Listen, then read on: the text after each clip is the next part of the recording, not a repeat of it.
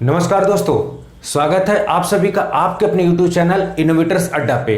उम्मीद है कि आप अपना बिल्कुल ध्यान रखे होंगे, इस कोरोना के टाइम पे प्रिकॉशन ले रहे होंगे। तो आज एक चीज़ तो आपको देख के लग गया होगा कि इनोवेटर्स अड्डा पे हम क्या पढ़ने वाले हैं, जीपैट नाइपर सीरीज। इसके लाने के पीछे का रीजन क्या है, क्योंकि मैंने बहुत सारे बच्चे से बात की और बहुत सारे आप लोगों बच्चों की डिमांड थी कि सर जीपैट का सिलेबस तो काफ़ी बड़ा है, इसको इतने कम समय में कैसे 2021 वाले के लिए हम प्रिपेयर कर पाएंगे। तो एक मैंने पहले वीडियो बनाई है, पूरी ओवरऑल स्ट्रेटजी, क्या सिलेबस है, क्या है, कट ऑफ क्या है, वो सारी चीजें आप देख लेना इससे पहले, how to crack GPAT exam. इसमें इस स्पेसिफिक वीडियो में आप इस बोर्ड को देख के घबराइए मत।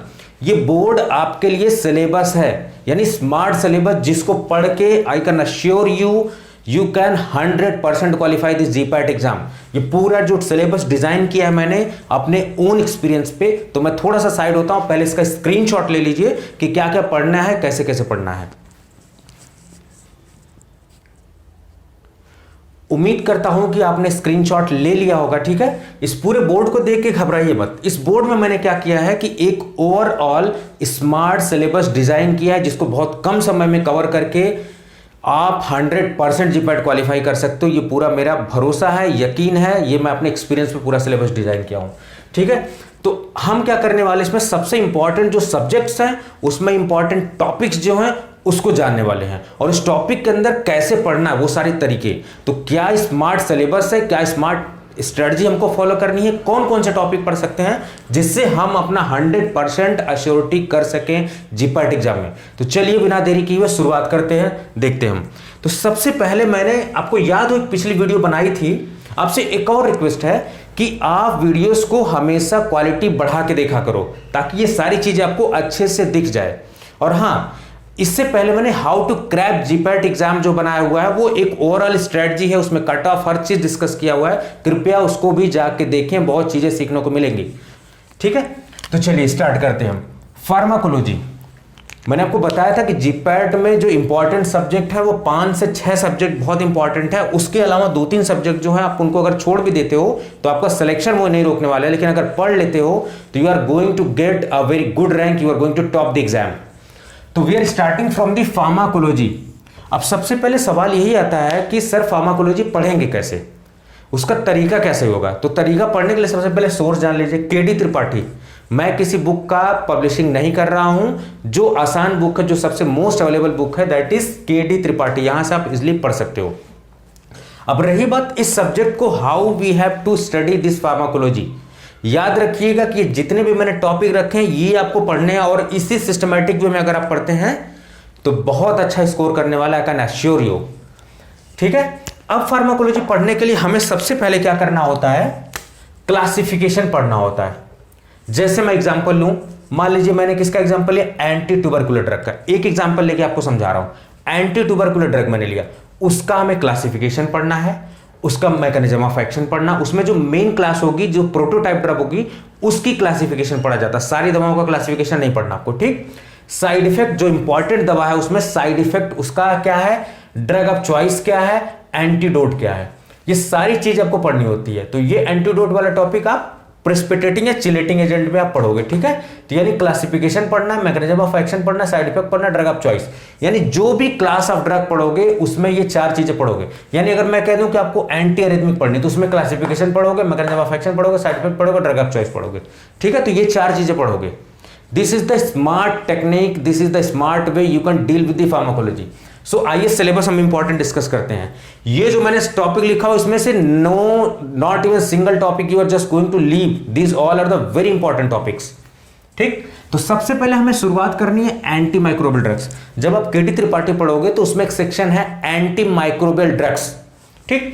तो उसमें सिलेबस आपका क्या है, मैं दूसरा मार्कर यूज करता हूं, सल्फोनामाइड्स। सल्फोनामाइड्स आपको पढ़ने, मैं इसके अंदर बताऊंगा किस टॉपिक में क्या क्या चीजें, थोड़ी बारीकी करूंगा। तो आप पूरा वीडियो ध्यान से देखिए, पूरा देखेंगे तो 100% क्लियर हो जाएगी चीजें।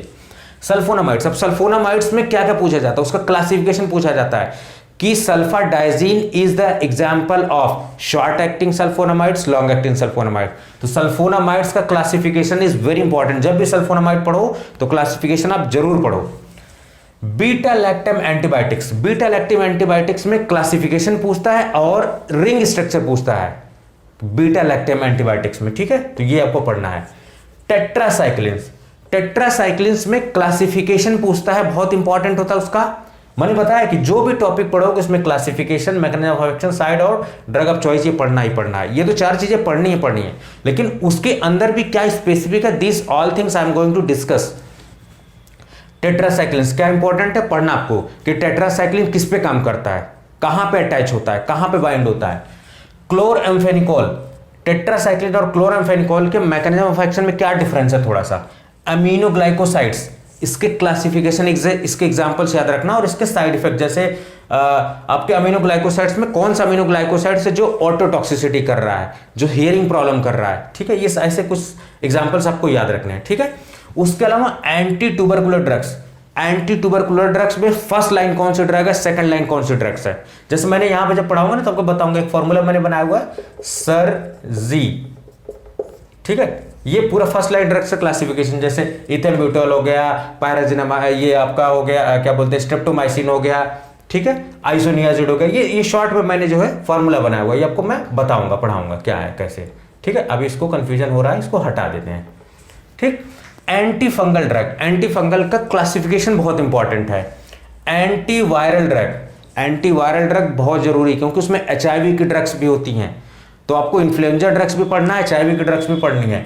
एंटी मलेरियल, एंटी मलेरियल का क्लासिफिकेशन की 4 अमीनोक्विनोलिन का क्या एग्जांपल है, 8 अमीनोक्विनोलिन का एग्जांपल क्या है।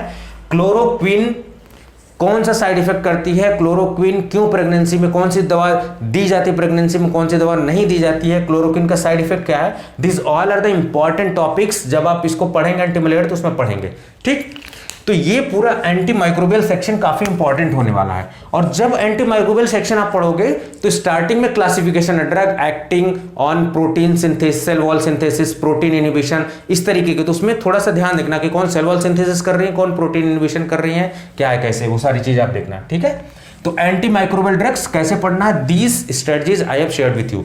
Now we are coming on the drug acting on CVS। CVS means cardiovascular system. कौन सी दवाएं जो कार्डियोवैस्कुलर सिस्टम पे काम करती हैं, उसमें आपको 3 क्लास की ड्रग्स इंपॉर्टेंट है, बहुत सारी कैटेगरी हैं, but 3 class of drugs you have to discuss. Anti anginal, anti arrhythmic, anti hypertensive. यानी कि हाइपरटेंशन में कौन सी यूज हो रही है, एंजिना पेक्टोरिस में कौन सी यूज हो रही है, अरिथमिया जब हो रहा है तो कौन सा। तो जब एंटी अरिथमिक पढ़ोगे ना तो उसमें क्लास 1, क्लास 2, क्लास 3, क्लास 4, ये क्लास पूरे इंपॉर्टेंट याद रखने हैं आपको, ठीक। एंटी एंजीनल में आपको क्लासिफिकेशन बहुत इंपॉर्टेंट है, उसमें कौन सा, आइसोसार्बाइड, नाइट्रेट, नाइट्रोग्लिसरीन, ये दवा जो है बहुत इंपॉर्टेंट, उसका मैकेनिज्म पढ़ना कि कैसे नाइट्रिक ऑक्साइड रिलीज करके करता है काम। एंटी हाइपरटेंसिव का क्लासिफिकेशन, सबसे पहले तो आपको पता होना चाहिए कि हाइपरटेंशन किसे कहते हैं, नॉर्मल कितना बीपी होता है और कितना बढ़ जाएगा तब उसको हाइपरटेंशन। उसके बाद उसमें class different calcium channel blockers जितने भी हैं आपके, वो सारे आपको याद रखने हैं, ठीक है। ये इस तरीके से स्ट्रेटजीज को पढ़ेंगे। उसके अलावा drug acting on CNS, CNS का मतलब सेंट्रल नर्वस सिस्टम, यानी सेंट्रल नर्वस सिस्टम पे। तो जनरल एनेस्थेटिक्स, देखो कहीं आपको नहीं दिख रहा होगा तो आप ध्यान से पढ़ना है, जनरल एनेस्थेटिक आपको पढ़ना है, क्लासिफिकेशन। उसके बाद लोकल एनेस्थेटिक्स भी थोड़ा सा पढ़ लेना कि जनरल एनेस्थेटिक, लोकल एनेस्थेटिक कैसे काम करते हैं। उसके बाद इथाइल मिथाइल अल्कोहल के बारे में क्या पढ़ना है। अब देखो ये जो टॉपिक लिखे हुए ये तो आप ऐसे छाप लोगे, लेकिन इस टॉपिक के अंदर क्या स्पेसिफिक पढ़ना है उसके लिए आपको वीडियोस देखनी जरूरी है। इथाइल मिथाइल अल्कोहल, आधा अधूरा कभी भी ज्ञान नहीं लेना है, पूरा ज्ञान लेना है, इसलिए पूरा वीडियो देखना है। इथाइल मिथाइल अल्कोहल, अब इथाइल अल्कोहल से मिथाइल अल्कोहल कैसे चेंज होता है, कौन सा एंजाइम उसको चेंज करता है, वो इंपॉर्टेंट, वो पाथवे इंपॉर्टेंट है, बहुत इंपॉर्टेंट, आपको देखना पड़ेगा, ठीक है। वो सारी चीजें इथाइल मिथाइल अल्कोहल में पढ़ना आप। सिडेटिव्स किसे कहते हैं, हिप्नोटिक्स किसे कहते हैं, क्लासिफिकेशन उसका पढ़ना आप। एंटी एपिलेप्टिक ड्रग्स के एग्जांपल आप पढ़ना, classification. Anti depressant, selective serotonin inhibitors किसमें होते हैं, एंटी डिप्रेसेंट में कहां होते हैं, वो सारी चीजें। एंटी साइकोटिक ड्रग्स, ठीक है, बाइपोलर डिसऑर्डर्स, साइजोफ्रेनिक ड्रग्स। तो ये कुछ कैटेगरी है। CNS में तो बहुत कैटेगरी ऑफ ड्रग्स है, लेकिन ये इंपॉर्टेंट कैटेगरी ऑफ ड्रग्स है। और ये सारी जो नाम ले रहा हूं उसमें क्या पढ़ना है, यही class, mechanism of action, side effect, drug of choice, 4 चीजें पढ़नी है सब में, ठीक है। जैसे अपने सेडेटिव अपनेटिव खोला उसका क्लासिफिकेशन पहले पढ़ोगे, मैकेनिज्म ऑफ एक्शन पढ़ोगे, साइड इफेक्ट पढ़ोगे, ड्रग ऑफ चॉइस पढ़ोगे, ज्यादा कुछ नहीं पढ़ना। यानी ये 4 पैरामीटर को लेकर सारी पढ़ाई करनी है पूरी होल, ठीक है। यहां तक समझ में आया होगा। अब उसके बाद ANS, यानी कि सबसे पहले हमने एंटी माइक्रोबियल ड्रग स्टार्ट किया, उसके बाद हमने CVS की ड्रग स्टार्ट की, CNS की ड्रग स्टार्ट की, ANS की। अब ANS में देखना आप कि कोलिनर्जिक ड्रग्स, इसको कोलिनोमाइमेटिक, इनका नाम याद रखना कि कोलिनर्जिक को क्या बोलते हैं, कोलिनोमाइमेटिक बोलते हैं, क्या बोलते हैं। उसके बाद एंटी कोलिनर्जिक, इसके अगेंस्ट, ठीक। उसी तरीके से एड्रिनर्जिक, उसी तरीके से एंटी एड्रिनर्जिक, यानी कि cholinergic, anti cholinergic, adrenergic, anti adrenergic, ये चारों कैटेगरी आपको एनएस में पढ़नी है, ठीक। इसके अलावा आपको थोड़ा सा एक शॉर्ट नोट बना लेना है कि कौन सेलेक्टिव अल्फा इनहिबिटर है, कौन सेलेक्टिव बीटा इनहिबिटर है, कौन सेलेक्टिव बीटा 2 इनहिबिटर है। कुछ ऐसे छोटा सा चार्ट आपको बना लेना है, वो याद रखना है। एग्जाम्स में आपके ड्रग इंस्पेक्टर के भी एग्जाम में पूछा जाता है सेलेक्टिव बीटा 2 इनहिबिटर कौन है, सेलेक्टिव अल्फा 1 इनहिबिटर कौन है, ठीक है। ये एग्जाम्पल्स आपको याद रखना है। उसके अलावा लास्ट कैटेगरी मैंने रखी हुई है मिसलेनियस। मिसलेनियस को आप इग्नोर नहीं कर सकते, ठीक। तो उसमें देखो बड़ा important topic anti cancer, cancer की दवा आपको बहुत अच्छे से इसका क्लासिफिकेशन खास करके पढ़ना है, और कुछ इंपॉर्टेंट ड्रग्स है उनका मैकेनिज्म ऑफ एक्शन। और ये जो चिलेटिंग एजेंट है ना, यहां से तो क्वेश्चन आता ही आता है चिलेटिंग एजेंट से। तो यही जो मैंने एंटीडोट बताया ना, ये चिलेटिंग, कैल्शियम की पॉइजनिंग हुई तो उसको चिलेट करने के लिए उसको क्या एंटीडोट यूज करोगे, लेड की पॉइजनिंग हुई तो क्या यूज करोगे, ठीक। एंटी अल्सर ड्रग, मैंने आपको फार्माकोलॉजी में एंटी अल्सर ड्रग पढ़ा दिया। अभी देखो जो फार्माकोलॉजी में पढ़ा रहा हूं वो university as well as GPAT या नाइपर या डीआई किसी भी एग्जाम के लिए पढ़ो, मैं दोनों को ध्यान में रख के पढ़ रहा हूं। ऐसा बिल्कुल नहीं सोचना कि सर जो है खाली यूनिवर्सिटी एग्जाम के लिए पढ़ा रहा है। No, these are the quality lectures I am delivering you, ठीक है। उसके अलावा हाइपोलिपिडेमिक, यानी लिपिड बढ़ जाता है, एलडीएल एचडीएल, ये सब सारी चीजें जो है कैसे करेंगे। उसके बाद किडनी ड्रग्स, किडनी पे काम करने वाली दवा, जैसे डायूरेटिक्स, कौन यूरिन को बढ़ा देती, कौन यूरिन को कम कर देती, एंटी डायूरेटिक्स आपको पढ़ना है, ठीक।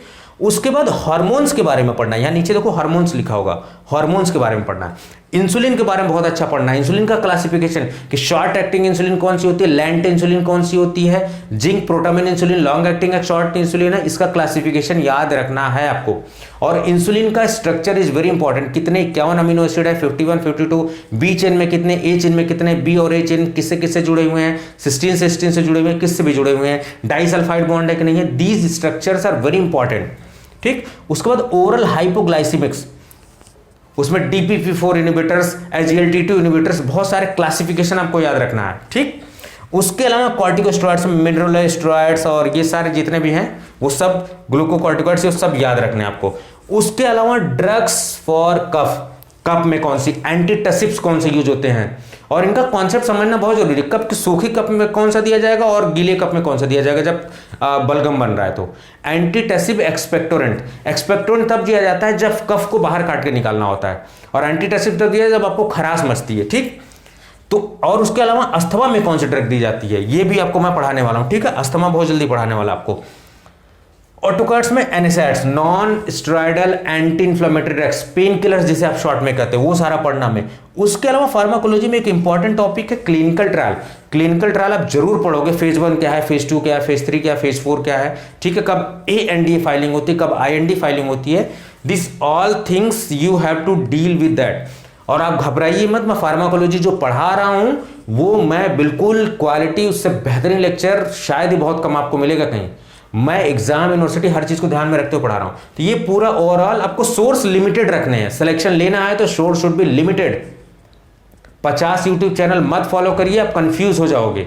मैं ये नहीं करूंगा खाली मेरा ही फॉलो करिए, लेकिन आप कंफ्यूजन सोर्सेस को लिमिटेड रखिए, ठीक है। जहां से पढ़ रहे हैं अच्छे से पढ़ते जाइए, आपको अगर ट्रस्ट है उस चैनल पे तो, ठीक है।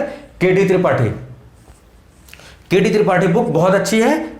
आप चैनल पे सारी चीजें आपको सिस्टमैटिक वे में, ये जो सिस्टमैटिक वे है, सब चीजें मैं आपको फार्माकोलॉजी लाने वाला हूं। चलिए फार्माकोलॉजी पूरा डिस्कस के लिए। अब ये फार्माकोलॉजी अगर इस तरीके से पढ़ते हो तो ड्रग इंस्पेक्टर का भी एग्जाम क्वालिफाई करोगे, फार्मासिस्ट का भी एग्जाम क्वालिफाई करोगे, दुनिया का कोई भी pharmacy exam you are going to qualify this exam, I can assure you, ठीक है। फार्माकोलॉजी इस तरीके से पढ़ना, बहुत जबरदस्त तरीके से पढ़ना, ठीक। उसके अलावा फार्मास्यूटिकल जूरिस्प्रूडेंस, फार्मास्यूटिकल जूरिस्प्रूडेंस के लिए एनके जैन की बुक आती है, बहुत अच्छी बुक है, पतली सी बुक है, उसको आप फॉलो करो, उसको पढ़ो। अब देखो इस सब्जेक्ट को पढ़ने का स्मार्ट तरीका क्या है, स्मार्ट तरीका क्या कहता है कि इसमें बहुत सारे एक्ट्स हैं, एक्ट पढ़ने हैं कि फार्मेसी एक्ट कब आया था, डीएनसी एक्ट कब आया था, 1940 में आया था, नार्कोटिक साइकोट्रॉपिक सब्सटेंसेस कब आया था, ठीक है, ड्रग प्राइस कंट्रोल ऑर्डर कब आया था। तो एक्ट का नाम, उसका ईयर और ऑब्जेक्टिव याद रखना है, ठीक है। कौन सा एक्ट किस ईयर में आया था, यहां से एक्ट पढ़ लिया आपने। शेड्यूल, डीएनसी एक्ट में शेड्यूल ए क्या कहता है, शेड्यूल बी क्या कहता है, सी क्या कहता है, जी क्या कहता है, एच क्या कहता है, ये सारे शेड्यूल्स आपको पढ़ने हैं। तो जो फार्मास्यूटिकल जूरिस्प्रूडेंस का मैं लेक्चर ले रहा हूं उसमें ये सभी चीजें मैं पढ़ाने वाला हूं, ठीक है। फार्मास्यूटिकल जूरिस्प्रूडेंस अपने आप में बहुत बड़ा टॉपिक है, तो आपको स्मार्ट स्टडी करनी है, सिलेक्शन लेना, ठीक है। हार्ड वर्क तो करना ही, लेकिन but smart work will give you the selection. चलो फॉर्म्स पढ़ेंगे कि मैन्युफैक्चरिंग करने के लिए कौन सा, अप्लाई करने के लिए कौन सा फॉर्म यूज करते हैं और जो इशू करेगा लाइसेंस वो कौन सा है। उसके बाद मान लो हम रिटेल शॉप खोलना चाहते हैं, कौन से फॉर्म्स अप्लाई करेंगे, कौन से फॉर्म्स वो इशू करेगा, these forms we are going to discuss.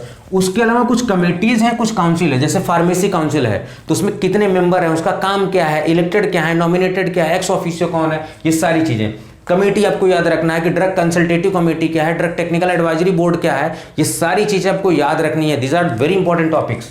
उसके अलावा इंपॉर्टेंट डेफिनेशन जैसे बॉन्डिंग प्रिपरेशन क्या है, नॉन बॉन्डिंग प्रिपरेशन क्या है, गांजा क्या है, हसीस क्या है, लाइसेंसिंग अथॉरिटी क्या है, इंपॉर्टेंट डेफिनेशंस हर एक्ट में, उन डेफिनेशंस को थोड़ा सा याद रखना आपको, ठीक है। ड्रग प्राइस कंट्रोल ऑर्डर में एक फॉर्मूला दिया होगा, रिटेल प्राइस कैसे, लंबा सा फॉर्मूला होगा, रिटेल प्राइस कैसे कैलकुलेट करते, वही फॉर्मूला पूरे एक्ट में सबसे इंपॉर्टेंट है, उस फॉर्मूले को याद रखिए एकदम बिल्कुल, ठीक। ये सारी चीजें। उसके अलावा ऑफेंसेस, आपको ऑफेंसेस भी पढ़ने हैं। तो ऑफेंसेस कहां मिलनी पड़ते हो आप, narcotic and psychotropic substances act. Offences कि अगर कोई ये व्यक्ति जुर्म करता है तो कितने साल की सजा हो सकती है, कितने साल की जेल हो सकती है, या सजा जेल दोनों हो सकती है। तो इतना अगर पढ़ लेते हो आप तो jurisprudence I can assure you, चाहे डीआई का एग्जाम हो, कोई भी exam, you are going to crack the exam. इससे ज्यादा मत पढ़िए, बेवजह टाइम वेस्ट मत करिए। These are the smart technology you have to follow. उसके अलावा भैया अपना तो फार्मास्यूटिक्स है ही। देखो फार्मास्यूटिक्स को आप इग्नोर नहीं कर सकते, सिलेक्शन लेना है तो फार्मास्यूटिक्स तो पढ़ना ही पड़ेगा, बिना फार्मास्यूटिक्स से सिलेक्शन नहीं मिलने वाला। It is very important topic, ठीक है। अब देखो फार्मास्यूटिक्स को मैंने 4 भाग में डिवाइड कर दिया, जनरल फार्मेसी, फार्मास्यूटिकल इंजीनियरिंग, बायोफॉर्म या एनडीडीएस। ध्यान से देखिए, इधर वाले सेक्शन थोड़ा सा आपको माइन्यूट छोटे दिखेंगे, तो अब ध्यान से देखिए मैं बता क्या रहा हूं आपको। देखो फार्मास्यूटिक्स को 4 भाग में डिवाइड कर दिया, जनरल फार्मेसी यानी कि जो फार्मास्यूटिक्स आप फर्स्ट सेमेस्टर पढ़ते हो। जब आप फर्स्ट सेमेस्टर पढ़ रहे थे आपको जीपैट पता ही नहीं, तो आपने हल्के में पढ़ लिया, लेकिन अब सीरियसली पढ़ना है, ठीक है। फार्मास्यूटिकल इंजीनियरिंग जो कि आप सेकंड ईयर में पढ़ते हो, फिजिकल फार्मेसी जो कि आप सेकंड ईयर में पढ़ते हो थर्ड सेमेस्टर में। तो अगर कोई भी बच्चा थर्ड सेमेस्टर में है तो अभी से उसको अच्छे से पढ़े ध्यान से। उसके अलावा बायोफॉर्म आप थर्ड ईयर में पढ़ते हो, उसके अलावा एनडीडीएस आप फाइनल ईयर पढ़ते हो, यानी फर्स्ट ईयर से लेकर फोर्थ ईयर तक की शूटिंग्स पूछी जा रही है। और इन सब में कौन सा इंपॉर्टेंट टॉपिक वही पढ़ने, और दुनियादारी नहीं पढ़ने की जरूरत है। पूरा शूटिंग्स बहुत बड़ा ब्रांच है शूटिंग्स। जैसे जनरल फार्मेसी यानी जो फार्मास्यूटिक्स पढ़ते हैं उसमें क्या आपको टैबलेट्स पढ़नी, टैबलेट्स पे बहुत सवाल पूछा जाता है। अब टैबलेट में क्या पढ़ना है, टैबलेट का क्लासिफिकेशन कौन से, टैबलेट ट्राइचुरेट्स क्या होते हैं, बाइलेयर टैबलेट्स क्या कहते हैं, इफरवेशन टैबलेट्स क्या कहते हैं। उसके अलावा टैबलेट्स का इवैल्यूएशन पैरामीटर्स, हार्डनेस कैसे निकाली जाती है, मॉन्सेंटो हार्डनेस टेस्टर और फाइजर हार्डनेस टेस्टर। उसके बाद डिसइंटीग्रेशन टेस्ट कितने पे किया जाता है, कितने टेम्परेचर होता है, कितने मिनट के लिए, जो नेट यूज किया जाती है कितना, डिजोल्यूशन ऑपरेटर्स कितने मिनट के लिए किया जाता है, कितने पीएच पे किया जाता है, कितने टाइप के डिजोल्यूशन ऑपरेटर्स हैं, ये सब टैबलेट से रिलेटेड। उसके बाद टैबलेट की कोटिंग पढ़ी जाती है, शुगर कोटिंग क्या है, फिल्म कोटिंग क्या है, कौन से शुगर कोटिंग में एजेंट यूज हो रहा है, फिल्म कोटिंग में कौन से स्टेप्स यूज हो रहे हैं। उसके बाद लास्ट में डिफेक्ट पढ़ना आपको कि कौन सा बनाते वक्त प्रोसेसिंग डिफेक्ट है, कौन सा कोटिंग डिफेक्ट, क्रॉनिंग हो गया, जैसे आपका ऑरेंज पील इफेक्ट हो गया। यानी टैबलेट में 4-5 टॉपिक, कोटिंग, उसके डिफेक्ट्स, उसका इवैल्यूएशन पैरामीटर, उसका प्रिपरेशन में direct compression, wet granulation, dry granulation, 4 चीजें आपको टैबलेट्स में पढ़नी है। पूरा टैबलेट खत्म। लियोन लैकमैन से पढ़िए इसको, ठीक है। यहां से लैकमैन बुक से आपने टैबलेट्स पढ़ ली पूरा। कैप्सूल भी वहीं से पढ़ लीजिए, इंजेक्शन भी वहीं से पढ़ लीजिए। पोसोलॉजी जो कि मैंने फर्स्ट सेमेस्टर में, आपको याद होगा जिन दो टीचर बच्चे मेरे से पढ़े हुए हैं, पोसोलॉजी, उसमें फार्मूला याद रखिए कि 12 साल से नीचे कौन सा क्लार्क फार्मूला कब लगता है, फ्राइड्स फार्मूला कब लगता है, और फार्मूला को याद रखिए। फार्मूला ही सबसे ज्यादा पूछा जाता है। उसके अलावा नील लेक्वर्स पूछा जाएगा, नील लेक्वर्स क्या होते हैं, उसमें कौन कौन सा प्लास्टिसाइजर, कौन सा एजेंट यूज किया जाता है, ठीक है। ये सारी चीजें। अब टैबलेट में थोड़ा सा एक चीज और ऐड कर लीजिएगा कि डाइल्यूएंट का एग्जांपल क्या होता है, डिसइंटीग्रेशन का स्टेरक्स क्या है, ये सारी चीजें। लिपस्टिक में, लिपस्टिक क्या है, कौन से कंपोनेंट यूज करते हैं, क्रीम्स, क्रीम्स क्या होते हैं, इमल्सन्स होते हैं। वाइनिशिंग क्रीम ऑयल इन वाटर है कि वाटर इन ऑयल है, ठीक है। Cold cream oil in water है कि वाटर इन ऑयल, ये कॉन्सेप्ट आपको याद होना चाहिए। सस्पेंशन इमल्सन तो बहुत इंपॉर्टेंट है। सस्पेंशन इमल्सन क्लासिफिकेशन क्या होता है, उसके बाद इनका टेस्ट, जैसे इमल्सन में डाई सॉल्युबिलिटी टेस्ट है, बहुत सारे टेस्ट हैं उसके, आप टेस्ट पढ़ते हो, ठीक है। आइसोटोनिसिटी कैसे कैलकुलेट करते हैं, एलिगेशन मेथड आपको याद हो कि मेथड। अच्छा मैं एक काम करता हूं, इस पूरे को जो है इस वाले सेक्शन को मिटाने की कोशिश करता हूँ ताकि मैं इजीली आपको समझा सकूँ, ठीक है। थोड़ा आपको लगेगा कि भीड़ कम हो रही है। चलो तो इसको मैं मिटाने की कोशिश करता हूँ यहाँ से। चलिए अब हम क्या देखने वाले थे, एलिगेशन मेथड। आपको याद हो कि इस तरीके का कुछ जो है, आप कभी जो भी टीचर आपको पढ़ाया होगा तो आपने देखा होगा इस तरह से स्ट्रक्चर बना के जो हम कैलकुलेट करते हैं। यानी हमको एक स्ट्रेंथ दी रही होती है कि इतने ml इतना % सोल्यूशन है, उसका इतना ml इतना % सोल्यूशन बनाना है। Method of alligation you are going to use. ये सवाल 100% एक क्वेश्चन फिक्स है। तो जब ये टॉपिक फिक्स है कि आना ही जीपैट में, तो क्यों इनको छोड़ना। 4 नंबर का सवाल आ रहा है, मेथड ऑफ एलिगेशन आपका क्लियर है, 4 number you can achieve. Antidote जैसे इधर से फिक्स है वो आता ही आता है, तो ये सब चीजें छोड़नी ही नहीं है, ठीक है। एलिगेशन मेथड ये हो गए जनरल फार्मेसी यानी कि प्योर फार्मास्यूटिक जो आप पढ़ते हो फर्स्ट सेमेस्टर में, वो फार्मा इंजीनियर और फिजिकल फार्मेसी। बच्चे कहते हैं सर बड़ा बोरिंग है, इंस्ट्रूमेंट उसमें पढ़ना बड़ा समझ में नहीं आता। तो भाई इतना क्यों पढ़ रहे हो आप, HLB स्केल पढ़ो, hypophilic lipophilic balance, hydrophilic lipophilic balance, ठीक। HLB स्केल वैल्यू याद रखो, 0 से 3 किसकी होती है, 3 से 4 किसकी होती है, 9 से 12 किसकी होती है, ऑल इन वाटर इमल्सन कब होता है, इमल्सन कब होता है, सरफेक्टेंट कितने कैटेगरी में होते हैं, ये HLB स्केल याद रखना है। रियोलॉजी में प्लास्टिक फ्लो, डायलेटेंट फ्लो, ये सब चीजें आपको पढ़नी है, ठीक है। न्यूटन्स फ्लो, न्यूटोनियन लॉ कब काम करता है, ये सारी चीजें। और सबसे इंपॉर्टेंट है मिल और उसका प्रिंसिपल। हैमर मिल किस पे काम करता है, इंपैक्ट पे करता है, कैट्रिशन पे करता है, फ्लूइड एनर्जी मिल, बॉल मिल। सो बॉल मिल, हैमर मिल और फ्लूइड एनर्जी मिल और कटर मिल, 4 मिल तो पढ़ लेना आप ढंग से। उसका प्रिंसिपल जरूर याद रखें, प्रिंसिपल बहुत पूछा जाता है। तो फार्मास्यूटिकल इंजीनियरिंग और फिजिकल फार्मेसी में जीपैट, नाइपर, डीआई के लिए इतना ही पूछा जाता है, ठीक है। उसके अलावा बायोफॉर्म में आपको क्लियरेंस क्या होता है, वॉल्यूम ऑफ डिस्ट्रीब्यूशन क्या होता है, डिसोल्यूशन ऑपरेटर्स कितना होता है, bio pharmaceutical classification system, class 1, class 2, class 3, class 4 में कौन सी ड्रग होती है, highly soluble, highly permeable drug कौन सी होती है, लो सॉल्युबल, लो परमेबल ड्रग किस क्लास में होती है। तो ये बेसिस क्लासिफिकेशन आपको याद रखना। एनडीडीएस जो 4th में पढ़ते हो, मैंने एनडीडीएस का लेक्चर स्टार्ट कर दिया हुआ है। लाइपोजोम्स, मोनोक्लोनल एंटीबॉडी, देखो 2 टॉपिक आपका खत्म कर दिया, आपको पता ही नहीं लगा, आपको लग रहा होगा सर क्या पढ़ा रहे हैं, भाई जीपैट का सिलेबस ही पढ़ा रहा हूं मैं। लाइपोजोम्स, मोनोक्लोनल एंटीबॉडीज, रीसील्ड एरिथ्रोसाइट्स बचा हुआ है, controlled release drug delivery system बचा हुआ है, मैं खत्म कर दूंगा बहुत जल्दी इसको, ठीक है। अब सबसे इंपॉर्टेंट जो आता है वो फार्माकोग्नोसी। इंपॉर्टेंट क्यों बोल रहा हूं, क्योंकि ये ऐसा सब्जेक्ट है ना, इसको तोड़ मरोड़ नहीं सकते, स्ट्रेट फॉरवर्ड क्वेश्चन पूछे जाते हैं। और फार्माकोग्नोसी बहुत बड़ा अपना लेंदी सब्जेक्ट है, बहुत बोरिंग भी लगता है लोगों को, लेकिन कुछ इंपॉर्टेंट चीज हमको देखो। सबसे पहले हमें फार्माकोलॉजी में एल्कोलॉइड्स पढ़ना है, ग्लाइकोसाइड्स पढ़ना है, टैनिन्स पढ़ने हैं, वोलेटाइल ऑयल्स पढ़ने हैं, लिटरेजेंस, ये 5 टॉपिक तो पढ़ने ही पढ़ने। और इस टॉपिक में क्या पढ़ेंगे, इनकी ड्रग्स पढ़ेंगे, क्लासिफिकेशन पढ़ेंगे, उसके बाद इनके केमिकल टेस्ट पढ़ेंगे, लिखा हुआ केमिकल टेस्ट, यानी कि ड्रैगन ड्रॉप किसका टेस्ट है, कैटेचू टेस्ट किसमें करते हैं, ग्लाइकोसाइड्स में क्लेरकिलानी टेस्ट कैसे करते हैं, वो सारी चीजें, कौन सा रिएजेंट होता है, सिंथेसिस पाथवे में सिक्किमिक एसिड पाथवे कैसे बनता है, ठीक है, वो सारी चीजें। फिर उसके बाद ड्रग्स के फीचर्स पढ़ने हैं, ठीक है। अब जैसे उससे पहले मैं बताऊं तो इंपॉर्टेंट ड्रग्स, देखो वैसे तो बहुत सारी ड्रग्स हैं, लेकिन 10-15 ड्रग अगर आप पढ़ लेते हो ना तो काफी काम आपका हो जाएगा इजी। जैसे डिजिटैलिस आपको पढ़ना है, डिजिटैलिस परप्यूरिया किसे कहते हैं, डिजिटैलिस लैनाटा किसे कहते हैं, फॉक्स किसे कहते हैं, इनका सिनोनिम्स भी याद रखना है। सेना पढ़ लेना आप, सिनेमन पढ़ लेना, अर्गॉट पढ़ लेना, बेलाडोना, ओपियम, राउल्फिया, ठीक। उसके अलावा इन दवाओं का सिनोनिम्स भी होता है, जैसे नक्स वोमिका को अदर नेम क्या कहा जाता है, जैसे डिजिटैलिस परप्यूरिया है, डिजिटैलिस लैनाटा है, फॉक्स ग्लोव किसको कहते हैं, स्पेनिश ग्लोव किसको कहते हैं, ठीक है। ये सारी चीजें आपको याद रखनी है। तो यानी कि फार्माकोग्नोसी में ये alkaloid, glycoside, tannins, volatile oil, resins और उनके केमिकल टेस्ट, ठीक। उसके अलावा सिंथेसिस पाथवे और इंपॉर्टेंट ड्रग्स ये पढ़ लोगे। उसके अलावा उनके फीचर्स याद करोगे कि कौन सी ड्रग में कौन सा, जैसे पूछ दिया कि सेना में कौन सा ट्राइकोम पाया जाता है, उसमें कैल्शियम ऑक्सलेट प्रेजेंट है कि एब्सेंट है, स्टोमेटा कौन सा, सनकन स्टोमेटा है कि एपिफाइटिक स्टोमेटा, कौन सा स्टोमेटा है, ठीक है।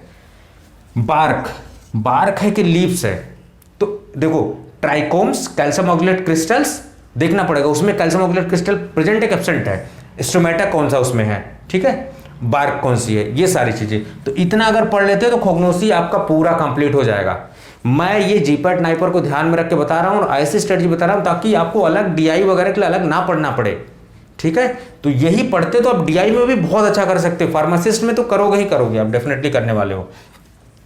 उसके अलावा जो 5वां हमारा सब्जेक्ट है फार्मास्यूटिकल एनालिसिस, बहुत इंपॉर्टेंट सब्जेक्ट, उसको हल्के में नहीं लेना है। एनालिसिस हम फर्स्ट ईयर से पढ़ते हैं ना, फोर्थ ईयर तक पढ़ते चले जाते हैं। अब देखो उसमें सबसे ज़्यादा क्या पढ़ना है, स्पेक्ट्रोस्कोपी हमें पढ़ना है। स्पेक्ट्रोस्कोपिक टेक्निक्स आप पढ़ते होगे ना, UV visible spectroscopy, NMR, IR, इनमें क्या पढ़ना है, इनका प्रिंसिपल पढ़ना है। कौन सा सॉल्वेंट यूज किया जाता है, कौन सा डिटेक्टर यूज किया जाता है, ठीक है। एनएमआर में कौन सा डिटेक्टर यूज किया जाता है, आईआर में कौन सा डिटेक्टर, बोलोमीटर कहाँ यूज किया जाता है, ठीक है। यूवी विजिबल रेंज कितना होता है इनका, 200 से 400 नैनोमीटर होता है कि 400 से 800 नैनोमीटर होता है, ये सारी चीजें इतनी याद रखनी है। क्रोमेटोग्राफी, क्रोमेटोग्राफी में आपको paper chromatography, thin layer chromatography, HPLC, gas chromatography, 4 chromatography बहुत इंपॉर्टेंट है। और सबसे इंपॉर्टेंट इसमें है टीएलसी और एचपीएलसी, ठीक। ये सारी चीजें, अब इनमें क्या पढ़ोगे, इनमें इनका इंस्ट्रूमेंट डिटेक्टर्स कौन सा, जैसे एचपीएलसी में कौन सा डिटेक्टर यूज होता है, गैस क्रोमेटोग्राफी में कौन सा डिटेक्टर यूज होता है। इसके अलावा क्रोमेटोग्राफी में एक आप डेरिवेटाइजिंग एजेंट यूज करते हो, ठीक है। जैसे अमीनो एसिड है, अमीनो एसिड को डिटेक्ट करने के लिए कौन सा एजेंट आप यूज कर रहे हो, ठीक है। वो सारी चीजें आपको याद रखना है, ठीक। स्पेक्ट्रोस्कोपी, क्रोमेटोग्राफी, डेरिवेटाइजिंग एजेंट, जो कि मैंने यहां नहीं लिखा, वो आपको याद रखना है, ठीक। उसके अलावा टाइट्रेशन बहुत इंपॉर्टेंट है, जैसे पोलैरोग्राफी आपने पढ़ा होगा, पोलैरोग्राफी, एम्पिरोमेट्री फर्स्ट ईयर में पढ़ा होगा, कंडक्टरोमेट्री आपने पोटेंशियोमेट्री पढ़ा होगा, डाइजोटाइजेशन, डाइजोटाइजेशन का रिएक्शन आपको याद रखना, कौन सा एजेंट यूज किया जाता है डाइजोटाइजेशन में, वो याद रखना आपको, ठीक है। Non aqueous titration, complexometric titration में क्या इंडिकेटर्स कौन से यूज किए जाते हैं, ठीक है। कॉम्प्लेक्सोमेट्रिक टाइट्रेशन में इंडिकेटर्स कौन से यूज किए जाते हैं वो आपको याद रखना है। यानी कि स्पेक्ट्रोस्कोपी याद रखना है आपको, क्रोमेटोग्राफी, डेरिवेटाइजिंग एजेंट, टाइट्रेशन, ये सारी चीजें टॉपिक्स, इतने टॉपिक्स आप पढ़ लेते हो तो एनालिसिस बहुत जबरदस्त तरीके से आपकी तैयार हो जाती है। आप करोगे कहां से इसे, रेमिंगटन से कर सकते हो, इसको आशुतोष कार से कर सकते हो, चटवाल से भी कर सकते हो, जीआर चटवाल से भी कर सकते हो, ठीक है। कोग्नोसी का सोर्स जो आपका मैं बता दूं आपको, जो है यूज कर लेना है कोकाटे या ट्रीजेंट इवांस आप यूज कर सकते हो। फार्मास्यूटिक्स देखो आप कहीं से भी बहुत सारी चीजें, ये देखो अलग पढ़ सकते हो। अभी जैसे यहाँ सीवीएस सुब्रमण्यम है, बायोफॉर्म आप ब्रह्मांकर यूज कर लेते हो, एनडीडीएस के लिए एनके जैन यूज कर लेते हो आप, ये सारी चीजें, ठीक है। चलो अब मेडिसिन केमिस्ट्री, जो सबसे लास्ट इंपॉर्टेंट सब्जेक्ट है, मेडिसिन केमिस्ट्री। मेडिसिन केमिस्ट्री पढ़ने में बहुत घबराहट होगी, सर सिंथेसिस करना है, सर क्या करना है, बहुत सारी चीजें। भाई उतना मत पढ़ो, क्लासिफिकेशन थोड़ा सा पढ़ लो, एसएआर पढ़ लो, सिंथेसिस पढ़ लो। और इंपॉर्टेंट ड्रग्स जैसे डायबिटीज वाली ड्रग्स, सीडेटिव, हिप्नोटिक्स हो गए आपके, ठीक है। इन सारे ड्रग्स से कुछ इंपॉर्टेंट ड्रग्स की उनकी क्लासिफिकेशन याद रख लो, उनका एसएआर याद रख लो। जैसे आपके टेट्रासाइक्लिन्स वगैरह का एसएआर वगैरह तुम थोड़ा सा देख लो, सिंथेसिस कैसे होता है वो देख लो। मेडिसिन केमिस्ट्री इतनी ही पढ़नी है। जैसे डायजेपाम है, डायजेपाम सेडेटिव हिप्नोटिक में है तो उसको कैसे यूज करेंगे, ठीक है। तो ये जो 6 सब्जेक्ट मैंने बताया ना आपको, pharmacology, jurisprudence, pharmaceutics, pharmacognosy, pharma analysis और मेडिसिन केमिस्ट्री, ये 6 सब्जेक्ट पढ़ने ही पढ़ने, छोड़ना नहीं है। ये जीपैड में अगर अच्छी रैंक लानी है और सेलेक्ट होना, अपनी असोरिटी करवानी है तो। उसके अलावा जो 7वां सब्जेक्ट है और 8वां सब्जेक्ट है, 9वां सब्जेक्ट है, देखो कहोगे सर आपने तो सारे सब्जेक्ट बता दिए। मैंने ये जो 6, 7, 8 है ना, ये ऑप्शनल है, पहले आपको इन पे फोकस करना है। और शुरुआत किसी एक से कर दो, चाहे जूरिस से कर दो, चाहे सूटिक से कर दो, चाहे जैसे भी कर दो, शुरुआत आपकी मर्जी, अब जहां से भी शुरू करो। लेकिन पढ़ने का तरीका मैंने आपको बता दिया। This is called the guidance smart strategy. यही नहीं कोई बताता, यही कोचिंग में आपको पैसे लेंगे, ठीक है। माइक्रोबायोलॉजी, माइक्रोबायोलॉजी इतना बड़ा है, हमने बहुत पढ़ा हुआ उसको 3rd सेमेस्टर में। उसमें वैक्सीन्स में लाइव वैक्सीन का एग्जांपल क्या है, एटीन्यूएटेड वैक्सीन कौन होती है, कॉलरा लाइव होती कि एटीन्यूएटेड होती है, बीसीजी लाइव होती कि एटीन्यूएटेड, उसका एग्जांपल याद रखना आपको। कौन से मीडिया कौन सा यूज किया जाता है, मीडिया में विटामिन कौन सा यूज किया जाता है, ठीक है। उसमें मेन सॉलिडिफाइंग एजेंट कौन सा यूज किया जाता है, वो सारी चीजें। स्टरलाइजेशन बड़ा इंपॉर्टेंट टॉपिक है, स्टरलाइजेशन बहुत इंपॉर्टेंट टॉपिक है। स्टरलाइजेशन पढ़ना है, हॉट एयर स्टरलाइजेशन कितने टेम्परेचर पे कितने मिनट के लिए किया जाता है, ऑटोक्लेविंग कितने पे किया जाता है, 15 psi पे 121 डिग्री सेल्सियस पे किया जाता है।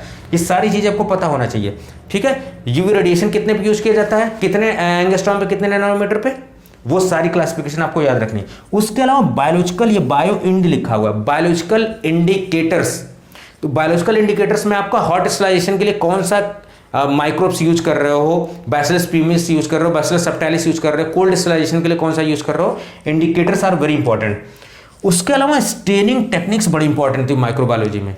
जिल नेल्सन स्टेनिंग में कौन सा प्राइमरी डाई यूज करते हो, कौन से सेकेंडरी डाई यूज कर रहे हो, ठीक है। ये सारी चीज आपको स्टेनिंग टेक्निक्स। तो माइक्रोबायोलॉजी में vaccines, media, sterilisation, biological indicator, staining techniques.